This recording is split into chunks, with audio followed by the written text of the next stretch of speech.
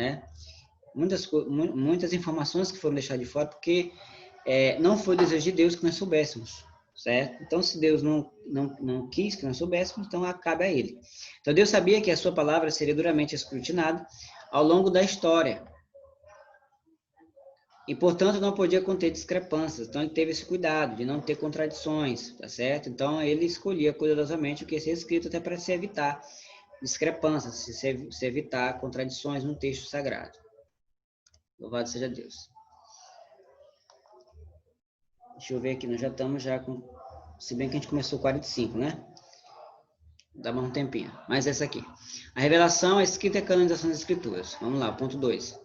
O apóstolo Pedro disse que a profecia nunca foi produzida por vontade de homem algum, mas os homens santos de Deus falaram inspirados pelo Espírito Santo. A segunda de Pedro, capítulo 1, versículo 21. Só respondendo a pergunta passada, a primeira carta de Pedro foi escrita por Silvano, ditado por Pedro, Silvano, tá?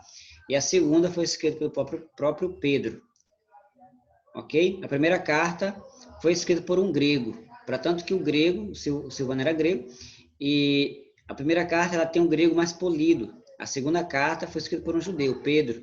Por isso, o grego é um grego koiné, é o grego popular. Tranquilo? Então, os judeus creem que a Torá...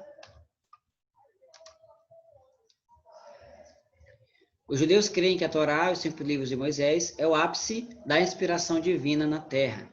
Olha só. Então, a Torá, né, Torá no hebraico, Pentateuco no grego, Penta 5, Torá lei, Teuco lei, certo? Mandamento. Então, 5 livros, perdão, Teuco livro, 5 livros. Então, temos Torá e temos Pentateuco. Então, é o ápice. Para eles, para os judeus, os 5 livros do Antigo Testamento é o ápice da inspiração divina na Terra, tá certo?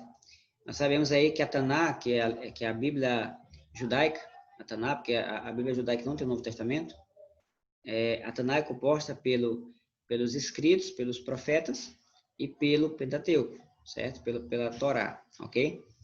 Então, Torá, escritos e profetas. Sendo que alguns escritos, alguns livros, né, são unificados. Samuel, por exemplo, 1º e 2º Samuel formam um único livro, Samuel, mas a gente vai ver mais para frente. Tá certo? Enfim, por isso que eles têm 20, salvo engano, 27 livros no Velho Testamento. Eles não têm 39 livros como nós, porque alguns livros são unificados, tá certo? Vamos lá, continuando. O Pentateuco marca o início do processo de escrita.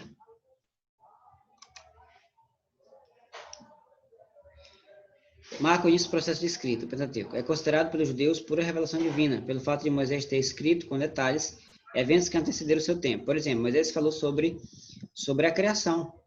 Então, nós temos ali Moisés narrando Gênesis, né, sobre a criação dos céus, da terra, sobre a formação e criação, sobre a criação e formação do homem.